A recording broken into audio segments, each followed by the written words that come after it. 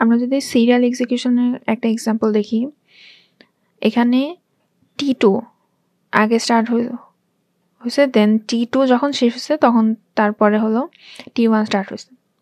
এখন এখানে আমার ইনিশিয়ালি এতে ছিল 100 আর বিতে ছিল 200, আর এ আর বি দুইটাকে সামেশন করলে আসে 300। তো T2তে যখন আমি রিড এ করতেছি তখন আমার এ 100 আসতেছে, দেন এখানে 50 মাইনাস হলো, দেন এখানে 50, তারপরে হলো যখন ডেটাবেজে রাইট হলো তখন আমার এ 50 আসে।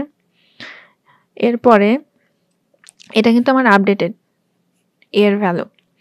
তারপরে বিতে তো আমরা এখান থেকে 200 পাচ্ছি, তারপরে 50 যোগ হয়েছে, তারপরে এখানে আপডেটেড আসে বি 250।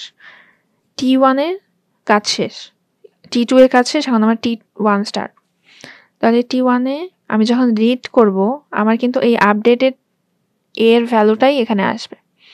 আপডেটেড ভ্যালু 50 ছিল, দেন এখানে টেম্প ফাইলে আমার এখানে একটা পার্সেন্টেজ আসতেছে, তাহলে এখানে 5 এবং এরপরে ক্যালকুলেশন হয়ে এখানে রাইটে আমার আপডেটেড আবার একটা ভ্যালু আসছে এর, সেটা হলো 45।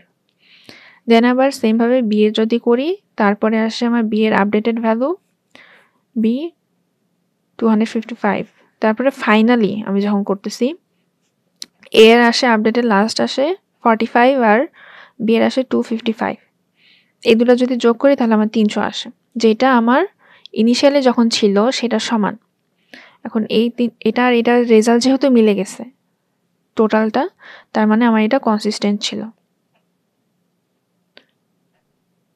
এটা হলো আমার সিরিয়াল এক্সিকিউশনসের একটা এক্সাম্পল।